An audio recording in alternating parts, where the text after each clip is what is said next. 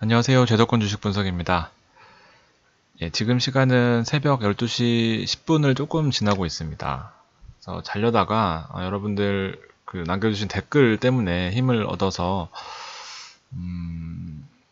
또 장도 안 좋은데 또 저의 반성하는 태도 그리고 저도 깨지는 모습을 보시면서 이제 위로받으시는 분들이 계시는 것 같아서 뭐 이것저것 얘기도 할 겸 짧게 준비를 해보려고 이렇게 하고 있습니다. 장이 좀 많이 빠졌기 때문에 사실 분위기 다운된 거는 어쩔 수가 없어요. 그렇지만 통계로 놓고 보면 사실 여기서 요만큼 빠진 겁니다. 2100에서 물론 단기간에 뭐 거의 일주일 사이에 하락폭이 매우 컸기 때문에 단기적으로 충격은 있지만 사실 길게 놓고 본다면 일봉이고요. 요만큼 빠졌는데 충격이 정말 예사롭지 않죠. 이게 지수 빠진 거 외에 이제 글로벌리 시장 돌아가는 상황이 사실 희망적인 부분이 많이 없기 때문에 제가 늘 강조드리는 이제 어떤 걸 보고 가야 되는지 희망이 있는 건지 이제 그런 심리적인 측면도 좀 한몫했다고 보여져요. 주봉을 놓고 보면 사실 여기서 요만큼 빠진 거거든요. 우리는 이제 2008년 7월 이후로 미중 무역 협상 때문에 더 아픈 경험을 했고요. 물론 수도 없이 2011년 때 뭐 그리스 그렉시트인가요? 뭐 이때뿐만 아니라 요 비슷한 시기에 충격은 많이 겪었음에도 불구하고 사실 현실 지금 맞는 매가 제일 아픈 거잖아요. 그래서 어떻게 보면 이제 제 방송이 위로하는 방송은 아니지만 위로 아닌 위로를 드릴 수밖에 없는 게 사실 돌이켜 보면 뭐 또 금방 또 지나가는 이제 그런 수준이고 사실 뭐 월봉으로 보면 약간은 이제 주요 지지선을 이탈은 했지만 뭐 패닉 상태로 와서 1500, 1600까지 간 부분은 아니기 때문에 그 반등의 시점을 잡는 게 오히려 중요할 것 같다라는 말씀을 좀 드리고 싶습니다.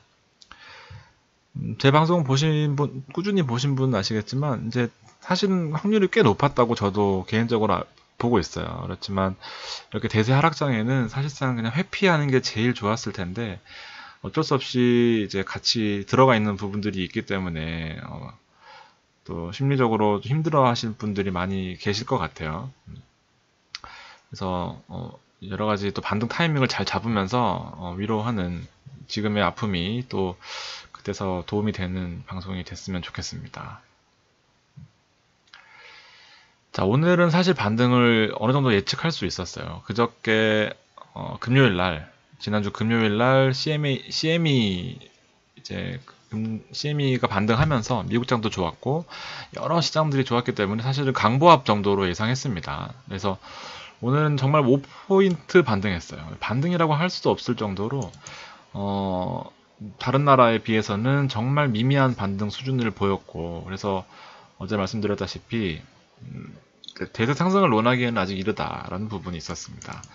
통계적으로 말씀드렸던 부분이 이제 이 뒤에 먼저 보여드리면 6일까지는 상승을 했고 사이드카 큰 폭으로 하락한 이후에 물론 코스닥이긴 하지만 반등을 했다가 이제 7일부터 하락하는 모습, 상승폭을 반납하는 이제 그런 추세가 보여졌고 마침 오늘 또 7일째입니다. 그래서 내일부터는 좋지 않을 거라는 20년 통계가 있어요. 그렇기 때문에 일단은 좀 보수적으로 가는 부분들을 견지하셔야 됩니다. 또 오늘 개인들이 매수 들어온 걸로 봐서는 또 이제 이쯤 됐다 싶거든요. 어제 미국장도 올랐고 뭐 분위기 봐서 더 나빠질 게 없을 것 같은데 하면서 오늘 매수를 많이 들어온 것 같아요. 그렇지만 아직까지는 올라봐야 사실 이제 2000선 넘어가기는 힘들다라는 부분을 저는 일단 개인적으로 가지고 있습니다. 왜냐하면 환율이 변수거든요. 1210원이 넘어가 있는 환율에서는 1900대가 맞아요. 지수적으로. 그래서 일단 지수를 먼저 보시기 전에 환율, 이 지금 금리 인하를 계속해서 논하고 있는 와중에도 1200원이라는 이 환율 수준이 일단 지수의 대세 상승을 논하기에는 아직 쉽지 않다라는 부분입니다. 그래서 7월 말에 우리 현금화하지 못했던 부분 반성하시고 저도 반성하고 근데 저는 사실 크게 들어가지는 않았어요. 몇 개 물린 게 있어서 기분이 나빠서 그런 거지 사실 크게 물리진 않았지만 제가 더 강력하게 말씀드리지 못한 거. 근데 사실 어떻게 더 강력하게 말씀드리겠습니까? 저도 사람인지라 그 부분들을 다 100% 맞추지는 못하기 때문에 어쨌든 이제 증시 분석 그때 사실 7월 말에 이제 모든 이벤트들이 다 나왔고 이제 기대 언덕들이 다 사라진 상황에서 현금화 하지 못했기 때문에 결과적으로 현실화 돼버렸죠. 사이드카 이후에 전반적으로 우리나라 주식시장 침체돼 있고 오늘 이제 부동산 규제까지 나오면서 과연 어디에 투자를 해야 되나라는 이제 얘기까지 뉴스에 나오고 있는 그런 상황입니다. 글로벌로 보면 이제 트럼프는 계속해서 금리를 낮춰라, 달러 강세가 싫다라는 부분. 그래서 환율 조작국, 중국의 환율 조작국 이 내용도 결과적으로는 파월 연준 의장한테 금리를 낮추라는 신호예요. 중국이 환율 조작을 해서 뭐 너네가 잘못했다라기보다는 이 정도의 이슈를 이슈화 시키면서 이제 미국의 금리를 낮추기 위한 어떤 이런 또 하나의 설계라고 보시면 될 것 같습니다. 그래서 중국은 또 뭐 굳이 거짓말할 필요는 없잖아요. 그래서 우리는 아니다. 그래서 이 환율 전쟁이라는 게 또 다른 의미에 또 커다랗게 보면 미국 내의 금리 인하를 하려는 압박 때문에 일어났다라고 보시면 될 것 같습니다. 화이트리스트에서 제외했죠. 한국에 대한 수출에 뭐 어떻게 보면 그 패스트 트랙 같은 부분들을 제외하면서 한국과 일본이 무역 수출 규제 가지고 큰 갈등을 겪고 있고 요런 얘기가 계속 나오고 있어요. 한국은행이 환율입니다. 환율 아닙니다. 금리 수준을 기준금리 1.5% 지금 유지하고 있죠. 근데 추가적으로 내년 1분기까지 2번 더 내리려고 하고 있다는 얘기가 있습니다. 우리나라는 미국하고 다르게 이런 얘기들이 다 기존에 돌아요. 거의 다 알고 있는 사실을 뭐 대단한 것처럼 발표하잖아요. 그래서 그만큼 투명하지 못한 이 금융시장이 장점이자 단점인 그런 시장이죠.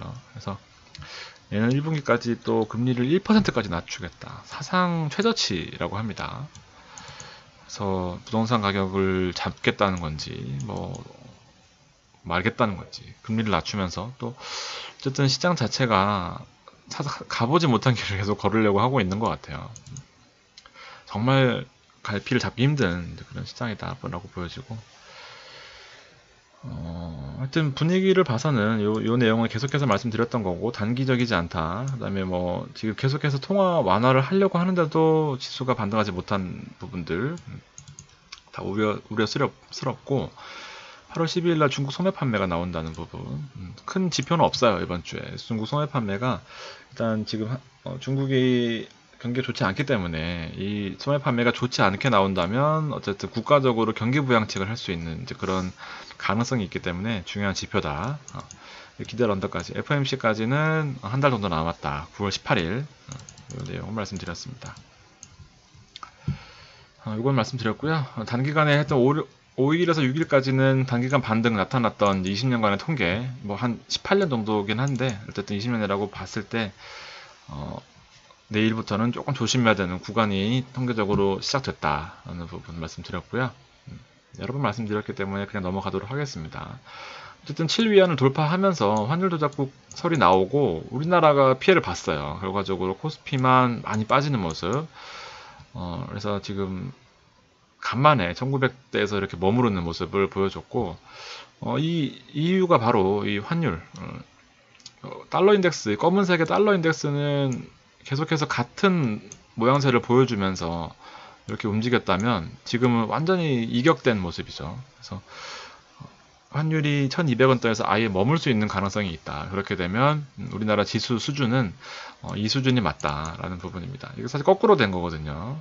환율과 지수는 반대로 가기 때문에 거의 이 수준을 지켜내지 못하고 환율만 올라가고 있습니다. 그래서 환율이 떨어지지 않는 이상 지수의 반등은 정말 힘들다라는 그런 내용이고요.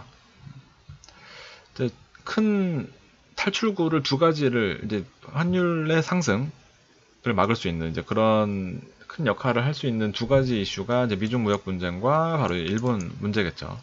그래서 지금 사실은 이제 9월 중에 이제 워싱턴에서 정상급 회담을 하려고 했는데 지금 협상 불발 얘기가 또 나오고 있습니다. 그래서 트럼프가 이거 취소할 수도 있다. 그러면서 또다시 그 특유의 협상 카드를 내밀고 있습니다. 그래서 오늘 지수들이 전반적으로 하락한 또 원인을 제공했고요. 정말 힘든 상황입니다. 그래서 일본도 마찬가지로 계속해서 지금 전면전을 하고 있는 와중에 한국도 맞불을 놨죠. 화이트리스트에서 제외했다. 서로 뭐 우리는 피해 없는데 너네도 피해 없니? 뭐 이런 또 어떻게 보면 수준 떨어지는 말장난하는 그런 양상으로 가고 있습니다. 뭐 어디까지 해보자. 서로 정치적인 이슈가 엮여있기 때문에 보수층을 결집시키는 역할을 하는 쪽으로 해석이 되고 있는 것 같아요. 그래서 이 두 가지가 단기간에 어떤 해결책을 제시해주긴 힘들다라는 측면에서 대세 상승이 나오려면 이 두 가지 중에 하나라도 일단 해결돼야 되는 그런 상황입니다. 무조건 이제 제가 방송하는 타이밍도 있잖아요. 우연찮게 제 방송을 봤는데 좋게 봅니다 했는데 이런 뒤에 내용들이 더 어그러졌을 경우에는 당연히 안 좋아지겠죠. 그래서 너무 이제 일률적으로 좋다 나쁘다로 보지 마시고 이런 내용들을 유기적으로 좀 잘 판단하셔야 되는 부분이 있습니다. 어쨌든 이제 기댈 수 있는 언덕이라는 거는 제가 보기에는 FOMC예요. 전 세계적으로 가장 영향력이 큰 그런 상태이기 때문에 금리 인하를 할 가능성이 결과적으로는 이렇게 큽니다. 60% 이상 금리를 낮출 것이다 라는 내용이 있기 때문에 시장의 영향을 좀 긍정적으로 볼 수 있는 그런 이슈다라고 보여지고 이게 일단 9월 18일이에요. 9월 18일이고 한 달 남았지만 이에 앞서서 FOMC 의사록이 21일 날 공개될 거고 이 회의에서 파월 연준 의장이 무슨 말을 할 것인지가 시장의 이목이 집중될 것이다. 변동성은 사실 이때가 더 크다라는 부분입니다. 그래서 조금 힘드시더라도 일단 일주일 정도 참으시고 또 막 올인하고 싶거든요. 너무 열받고 내 계좌 빠진 거 보면 막 더 추가로 매수하고 싶고 싸 보이고 이런 부분들이 주식을 얼마나 여러분들이 하셨는지 모르겠지만 결과는 좋지 않았다는 걸 다 잘 아실 겁니다. 그렇게 하는 투자 방법은 사실 거의 이제 그냥 빨리 손실 보는 길인 것 같아요. 그래서 조금 더 여유가 있으시다면 조금 더 기다리셨다가 이 상황들을 잘 판단하신 다음에 그때 들어가시는 게 더 안전하다고 보여져요. 여태까지의 그 개인들이 하는 투자 방법은 사실상 늘 아픔만 안겨줬던 것 같습니다. 그래서 제가 이번에는 이 폭락까지는 예측하지 못했지만 결과적으로 지금 한 11개월, 한 9개월, 아니다, 한 10개월 정도의 투자 패턴을 보시면 이렇게 하면 안정적으로 수익을 올릴 수 있겠구나라는 부분들을 많이 공감하셨을 거라고 생각합니다. 저도 그렇게 10년 동안 해왔고요. 근데 이런 폭락장에는 다들 힘들기 마련이기 때문에 오죽하면 연기금 1.5천억이나 그 욕먹어가면서 투자했겠습니까? 싸게 샀겠습니까? 그렇기 때문에 너무 또 안 좋게만 보지 마시고 이런 때도 있구나 라고 보시면 될 것 같습니다. 자, 내일 분위기가 좋지 않을 것 같다는 또 뉘앙스를 풍기고 있어요. 현재 12시 넘은 시점에 제가 캡처를 한 거기 때문에 사실 뭐 거의 이렇게 시장이 흘러갈 가능성이 큽니다. 0.6%나 하락했고 나스닥도 마찬가지로 0.6% 정도 반등 이후에 기술적으로 약 한 30% 정도 또 돌려놓는 그런 모습입니다. 일본 K는 마찬가지로 비슷하게 빠졌네요. 유럽은 변동성이 좀 커지는 이제 그런 모습입니다. 지표들이 나왔는데 큰 중요한 지표라고 보여지진 않아서 제가 따로 준비하진 않았습니다. 지표 때문에 아래 위로 조금씩 흔드는 이제 그런 모습이고 달러 인덱스는 사실 여러 가지로 해석할 수 있어요. 미국이 좋지 않아서 빠질 수도 있다. 금리 인하할 가능성이 커서 빠질 수도 있다. 뭐 여러 가지 내용이 있지만 큰 의미를 보기에는 일단 박스권에 갇혀 있다라고 보여집니다. 제일 중요한 게 우리나라 환율이에요, 사실. 요 1200대 위에서는 지수로 따지면 1900대, 그 다음에 여기 두 번째 구간에서는 이제 2000대, 요 때에서는 이제 2100대, 이렇게 정해져 있는 거거든요, 사실. 더 아래에서는 더 높은 지수를 나타낼 수 있겠죠, 당연히. 그렇기 때문에 지수를 예측하기보다는 환율을 먼저 보셔야 된다는 부분. 1200대로 떨어진다면, 그리고 또 강력하게 떨어진다면 사실 그거는 강력한 반등 신호로 봐도 되는데 어설프게 지금처럼 이렇게 박스권 내에서 사실 요거거든요. 요 긴 양봉 이런 식으로 추세가 완전히 바뀌었다는 신호를 준다면 이제 그때서 베팅을 하는 게 좋고, 지금 환율이 약간씩 움직인다고 해서는 조금 이제 투자를 과감하게 하시기에는 조금 부담스러운 측면이다. 이렇게 한 번씩 신호를 주거든요, 음봉. 그렇죠. 이런 부분들이 사실 노하우니까, 뭐 이견이 크게 없는 노하우니까 잘 판단하셨으면 좋겠고, 중국도 조금 반등했네요. 야간 선물도 마찬가지로 썩 좋은 분위기는 아닙니다. 현재 이제 23시에서 24시로 넘어가는 요때 캡처를 했기 때문에 뭐 큰 이변이 없는 한 내일도 코스피가 좋지 않은 흐름에서 시작될 것 같다라는 내용입니다. 짧게 준비하려고 했는데 또 시간이 많이 됐네요. 아무튼 코스피는 1942 오늘 5포인트 정도 반등한 거예요. 사실 반등, 다른 글로벌 지수 반등한 거에 따지면 크게 반등하지 못했어요.